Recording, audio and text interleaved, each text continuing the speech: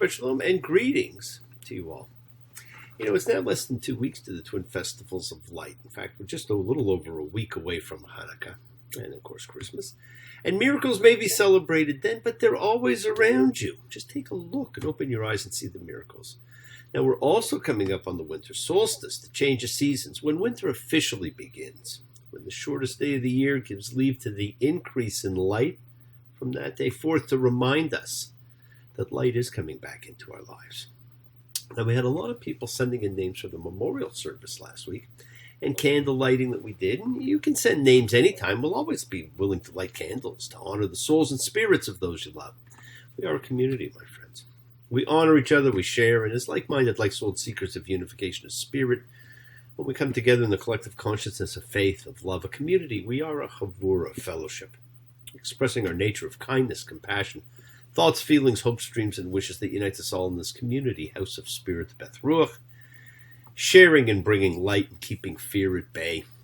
So that once again, please go ahead and invite everybody, physically, psychically, emotionally, or spiritually, to gather and share as we sing from Psalm 133, the Hine Matov. Come together. Hine Matov. Shevet Achim Gam Yah. Hine Matov. Shevet Achim Gam Yah. How good and how pleasant it is for brothers and sisters together. Community. Community. Community. Together. Let's all spread love, goodwill, and fellowship to the world because we are a community, my friends.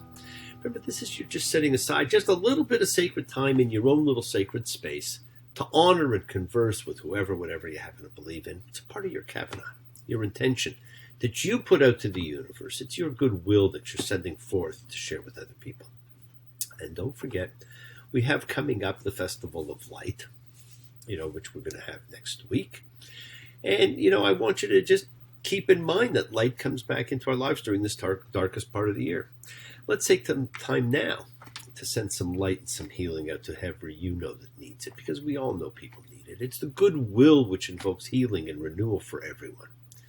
Floats through space, finding those in need. So send it out for those you know and for the souls and spirits of everybody you love. So think of whoever that needs healing and renewal and love, or just plain goodwill. Focus on them. Call their names. It's not just for people. It's for our pets. It's for the earth. It is the healing of the world, the tikkun olam that's part of our spiritual genetic makeup. So let's send some thoughts and energy for health and renewal for everybody in need. For those in our hearts and our minds. For Petey and Snoopy. For Ben and Barry, for David, for Jen, for Bob, and for the bee. Friends, it is the kindness, healing, wishes, goodwill, and love we all send out. It circles the world, finding those in need. Sometimes we direct it to people, sometimes not. So thank you, each of you, for all you do, for all you care, because the world is a world of spirit. And spirit, my friends, never dies, especially at this time of the year when holidays are upon us and people need extra spirit. Me, Shabbat.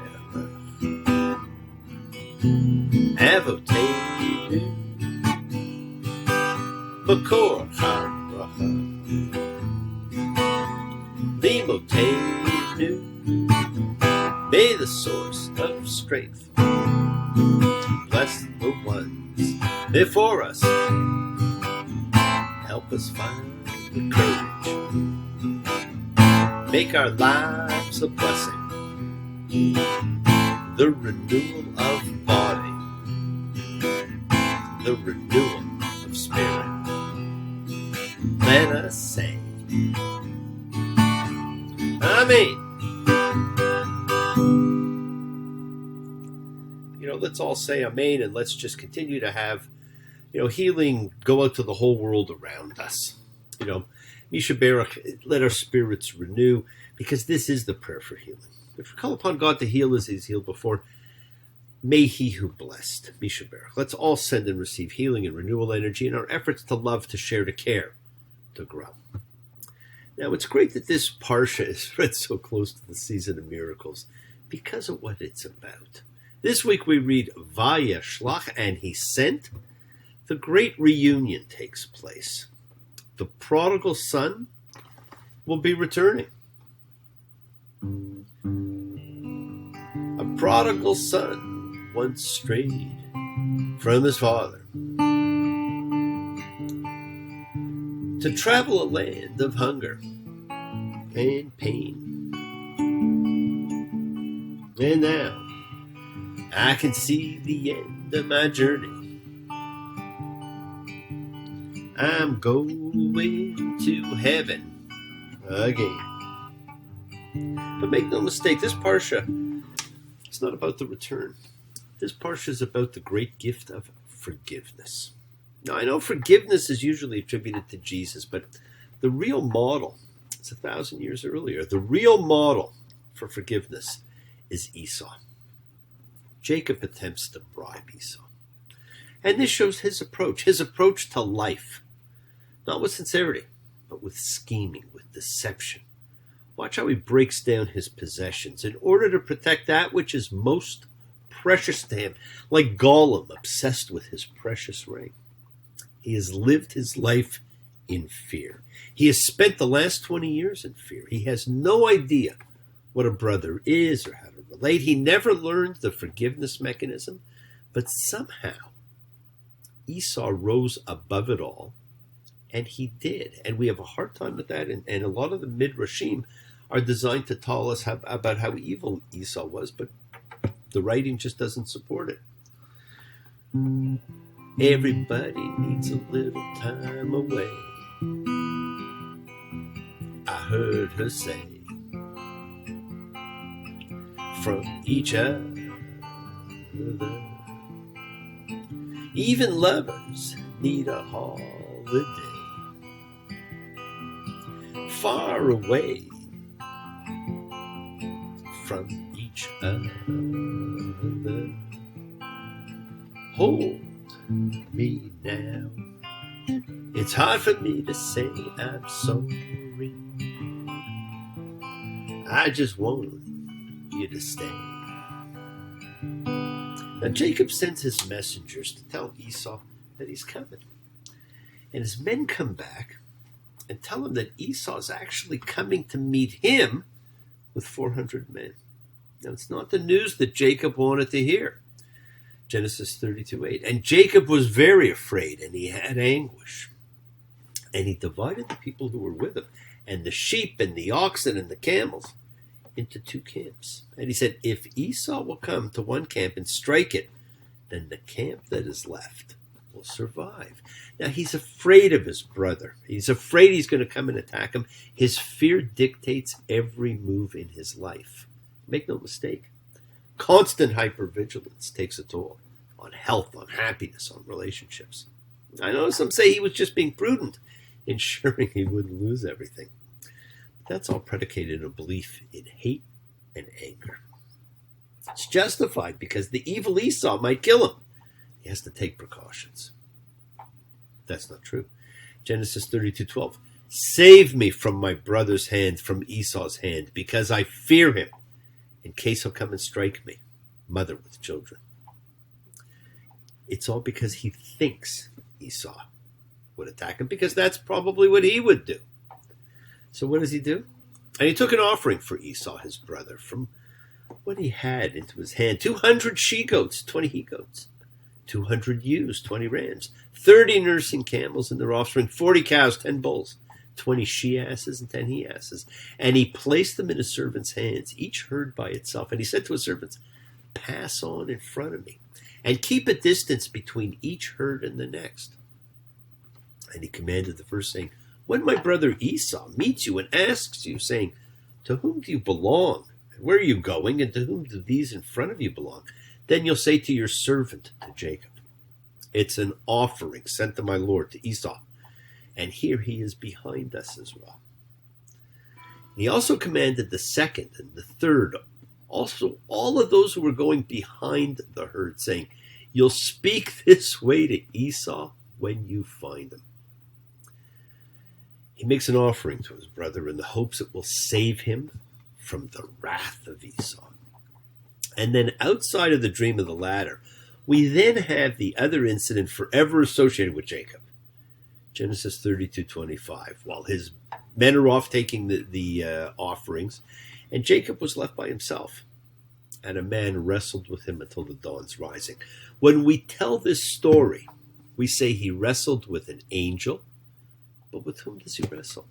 It says a man, but he's able against the man, it says. And later the man names him Yisrael, which is interpreted to mean struggles with God.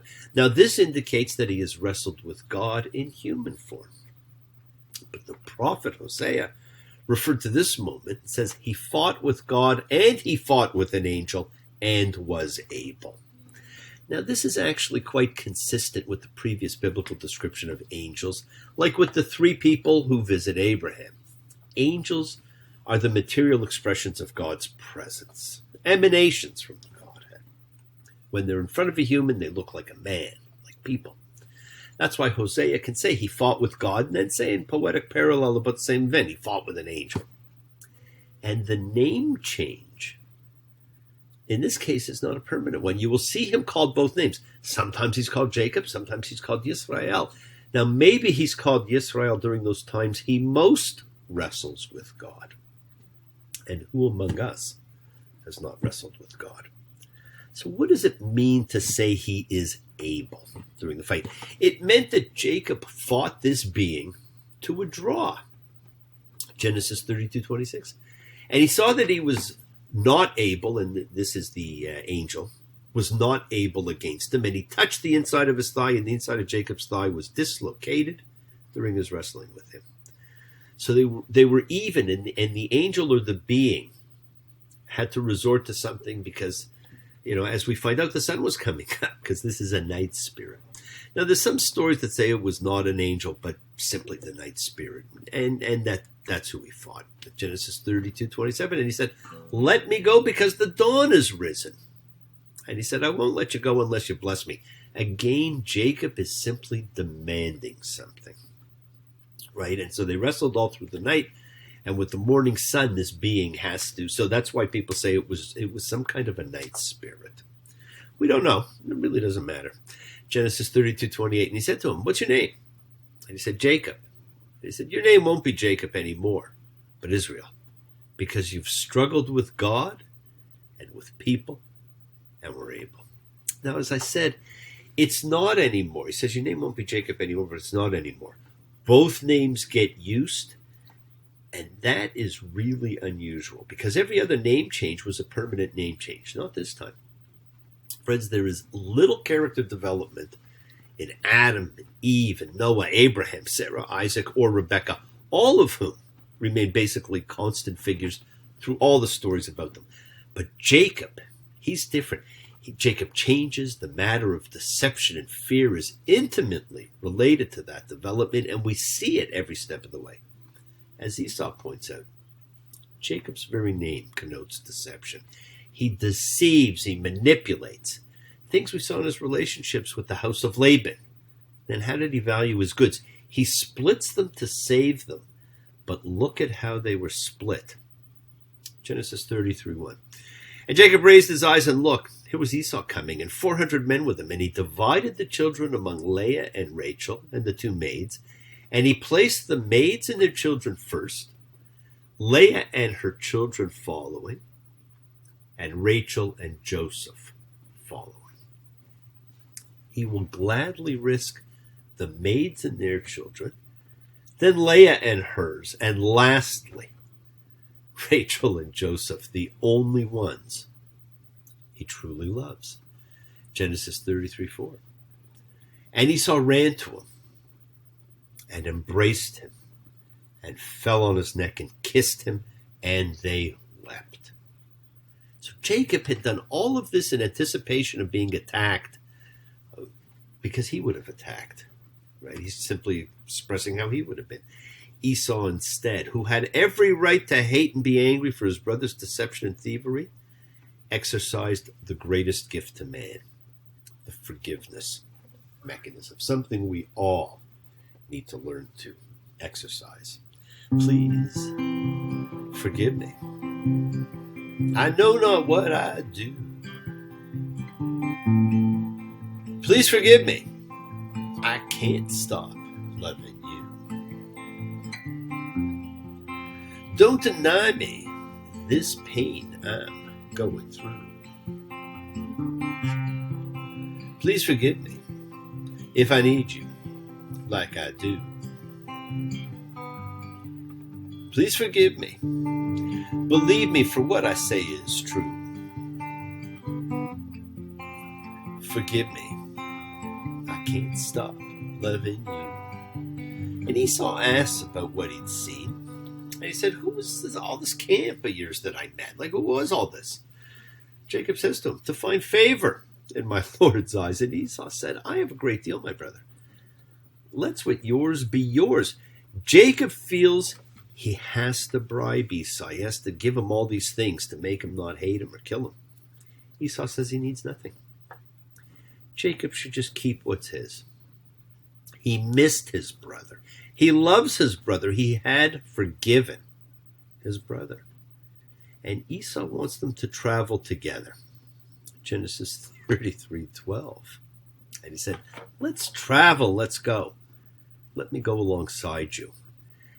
Nothing is as it's supposed to be in Jacob's mind. But Esau was the bigger of the two. But I'm learning to live without you now. But I miss you sometime. The more I know, the less I understand all the things I thought I knew. I'm learning again. I've been trying to get down to the heart of the matter, but my will gets weak and my thoughts seem to scatter. But I think it's about forgiveness. Forgiveness. Even if you don't love me anymore.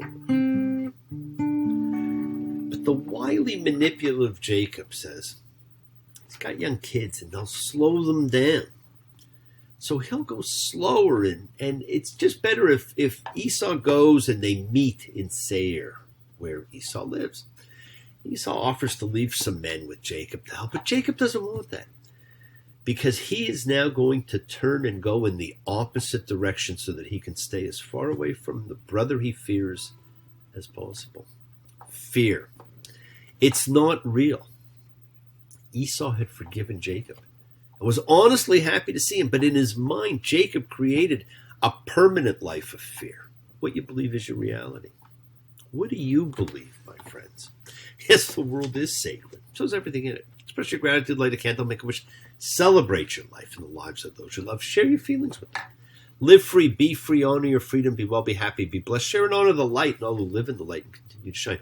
Continue to send everyone you know goodwill and love. Pray for peace and freedom for everyone. And end the terror and hatred.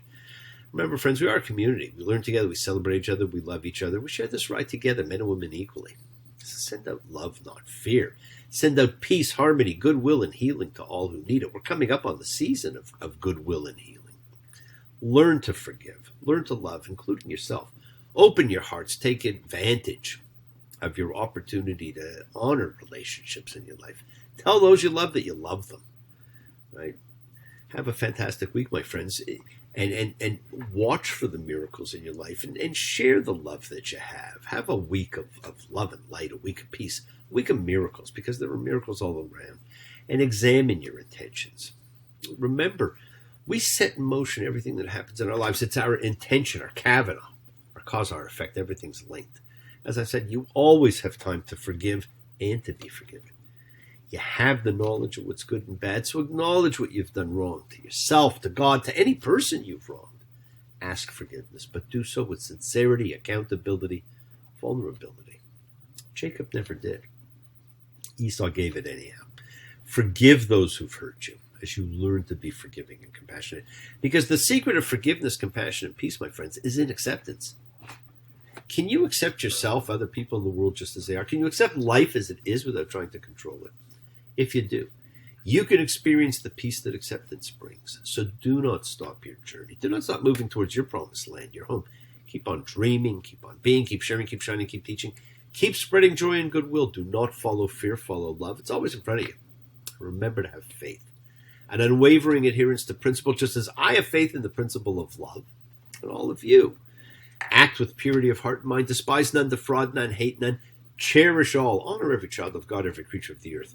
May all people know peace in this year. May you nurture kindness and love everywhere you go. Work to be present in the body. Expand the heart, quiet the mind, because the deepest source of real power lies in consciousness, my friends, and your ability to be mindful, to be aware, to be present in all of life's circumstances. Make the most of your time and continue to touch and transform lives around you, because you're never alone. You are forever blessed and have the ability to bring blessings to everybody you meet. Health, love, and renewal to everybody you come across, because we're all energy. Energy cannot be destroyed. It can only be transformed. Friends, your words are your power to transform, to love, to bless. Be generous with them. Bless others and bless yourself, and love with the heart, because we're all part of a greater whole. Embrace love, not fear, and forgiveness, not anger. And be there for someone, because someone will always be there for you, whether you know it or not. You don't always see them. Continue to explore faith and belief in what they mean to you, and never accept shame as a natural state. Whatever you feel, others have felt. Whatever you've experienced, others have too. We share together. We learn together. We help each other. We are each of us trying to find love and acceptance and support we all have or could have. A special someone in our lives. So find them and tell them what they mean. Remember, you're never alone on your journey to your promised land. Watch your words. They can hurt you, but they can heal you. They can imprison you, but they can free you. Keep forgiving those you need to forgive. It's the most important thing you can do. And keep asking forgiveness from those who you need to ask forgiveness of. We all need to. Forgiveness is the greatest gift of all. It raises us above our insecurities. It keeps us from hurting needlessly. I was feeling insecure.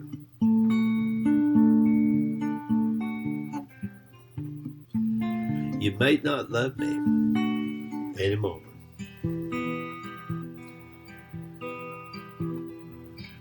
I was shivering inside.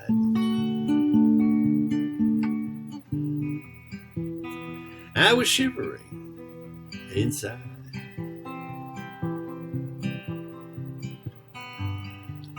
I didn't mean to hurt you. I'm sorry that I made you cry. I didn't want to hurt you.